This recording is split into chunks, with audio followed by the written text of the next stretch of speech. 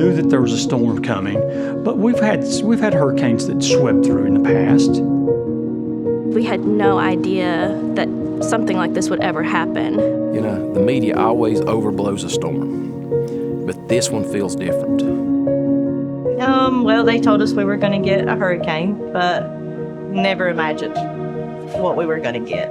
And it wasn't the hurricane that hurt us as badly as the storm that came in prior to the hurricane. We had 17 inches of rain in 3 days. Well, the rain Wednesday was just on and on and on. Then Friday morning, when the storm finally rolled in, it was just unbelievable. It was crazy. I didn't know what was going on. The wind was crazy, all those trees. I hid under the blankets for all morning. First tree I heard fall was at 4:30 in the morning. The power went out at 5:45 a.m. The water was still 30 feet from those railroad tracks across the street. I sat over there and watched the water rise. By 9 o'clock, the entirety of Bakersville was underwater. So this entire town was underwater in less than 5 hours. And that water was moving out of here with purpose.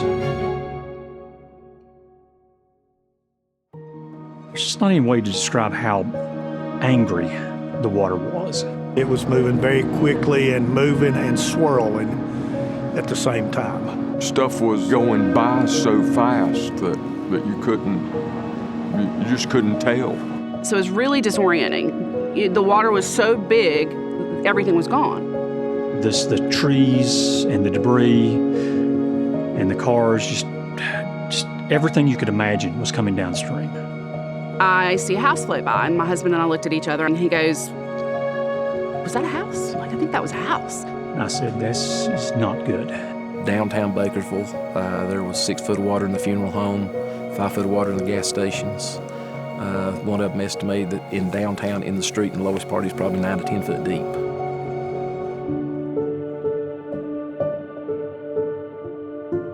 I saw the water cover Jeff Googe's oil company's main office. Yeah, the water here was up on the roof of that garage. Over the top, I watched it rise. So it was about 15 feet deep in this, where we're sitting now. You know, I mean, this was completely underwater. The water was over the door handles. Water come up about 7 foot high. I mean, it was well above our awning. It was devastating, the amount of water. As fast as it came up, it went back. The sun was back out that afternoon. Mitchell County was the only county in the entire state that was completely cut off. There was no way in, there was no way out, there was no phone, there was no cell phone coverage. I mean, our power grid was pretty much decimated. People got cut off and were trapped for days, some for weeks. Literally, you had people trapped for weeks that the only way people could get to them was by ATV. That was the hardest. That silence was deafening. No cell phone service, total darkness, total quiet. I mean, it was very eerie at night. Next morning, we got up. I couldn't get out. It took us about 5 or 6 hours to saw our way out to get to town to see what the damage actually was. It's just heartbreaking. Heartbreaking. Nothing was salvageable. We lost a full walk-in cooler. We lost all inventory of fresh and silk flowers, floral supplies, equipment, expensive equipment. I mean, just everything was ruined. I don't think I can bear to see anymore. So when I finally got down here, I was in shock.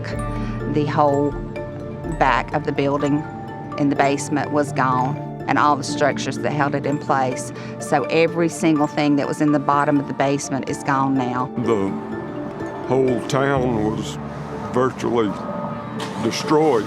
You can drive 40 minutes from here to Johnson City, Tennessee, and it's like nothing ever happened.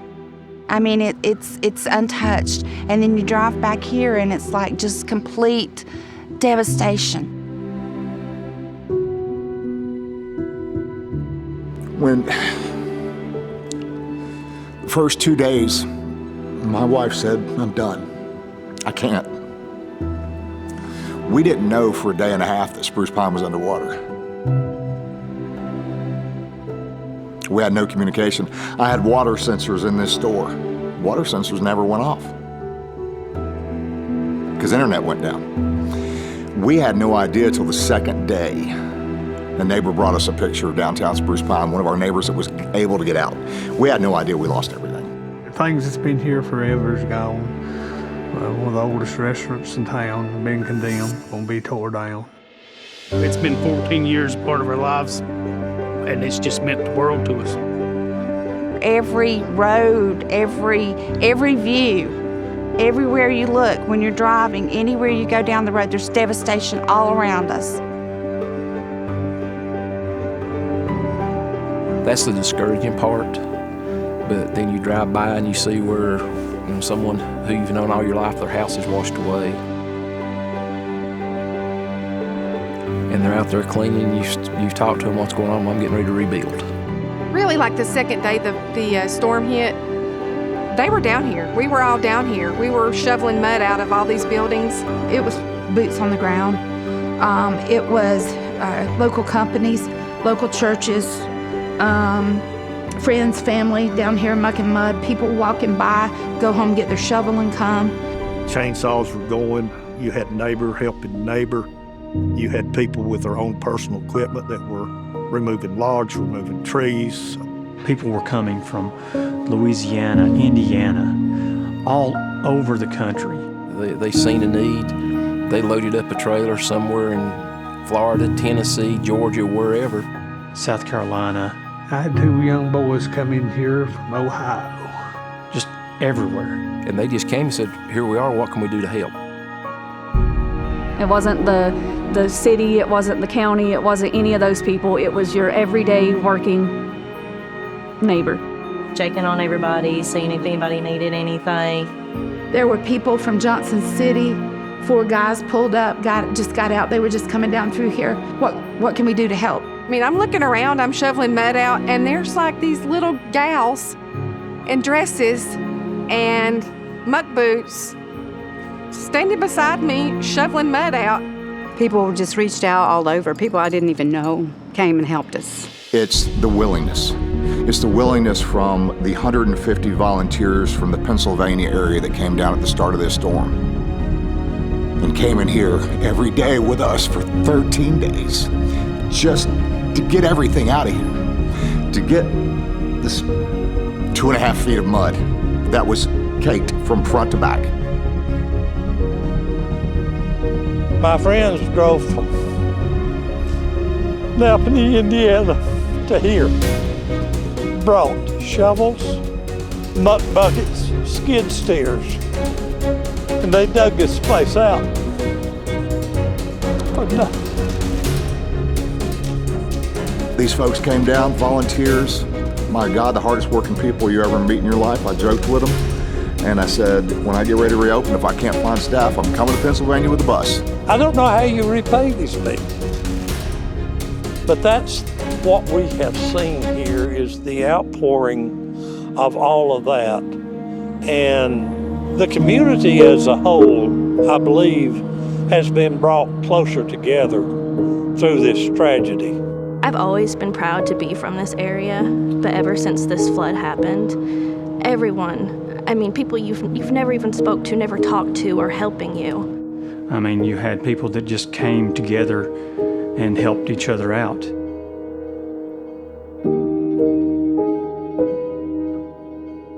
Here, we never did have the resources that a lot of the other communities had.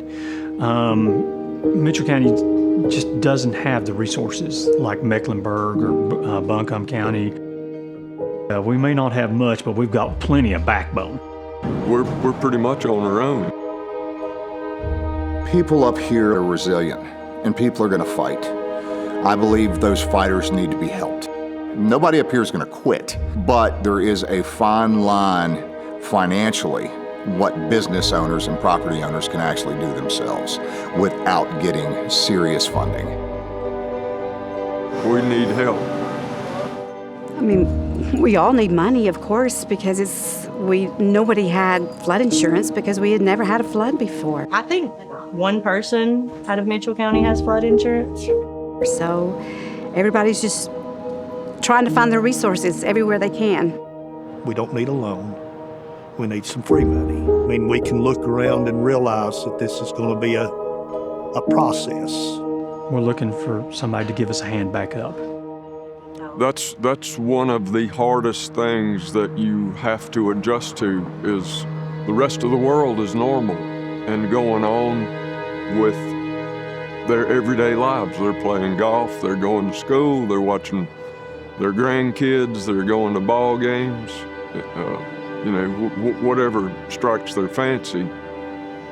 And if you're not here digging through this, you just don't have a clue. We're struggling. We need a lot of help. Not everyone can borrow money. Not everyone can. I mean, that's the sad realization of it all. I would safely say the majority of the business downtown, which we call Lower Street, already had a loan. So you've got a loan now, you don't have a building to go back into. So do you go borrow more money and have a second loan? If people had to just rely fully on borrowing enough money to be able to rebuild, they probably couldn't. So it's important that we help them get started on this and get them moving quickly. The longer this drags out, the harder it's going to be to rebuild it for everyone. You're going to have people leave the mountain because they can't find jobs because the small businesses can't reopen. It's urgent. We have to get things restored quickly. The small business is the heart of any economy. You have to have small business for an economy to flourish. This is the livelihood of the community. But, everyone says, well, the government's here to help. I'm sorry, they're not. The government's not to do all of things. It can help some, but it takes people helping people, investing in people that makes the difference. It's an investment in a small community. I mean, we're not asking for a handout, we're asking for investment. I think that it is an investment into the community, but also investment in the people. Because what you're doing is you're helping people that can then help themselves, and then will help other people. Because otherwise, it couldn't be done. When I wake up every day, I put my boots on and I come here. Because if I don't, then mentally, it'll be too much of a challenge for me. We've had close people say, pack up, we're coming to get you. Let's get you out of there. It ain't like that. It just ain't that easy. It ain't that easy. I'm 65 years old, and I've asked myself, what in the world are you doing digging through this mess? But I love this place, and it's worth the effort. I'm going to be old and tired because we were 4 years away from retirement, and now we're 100% starting over again. We've put everything that we have into this, so no, I'm not giving up. I don't know anybody who says I'm done. And you just get up in the morning, put your boots on, and you either go to work or you quit. I mean, it's that simple, and it's not an option. My husband says day to day, and my eye twitches all day long because I'm trying to go day to day. So I think they're hopeful. We're all hopeful that we can have a town again. It's an uphill battle. If this community is to survive, it's going to have help for a long time. The wife said she spoke to God. She said, I prayed about it. And she said, we're gonna rebuild. We're gonna rebuild. We have to rebuild. We have to rebuild for Spruce Pine. Well, I think the story that you get out of this area from the storm is hope. People are hopeful that they'll bring their business back. They're hopeful that they can keep the economy going, and they're hopeful that they get back to some sense of normal.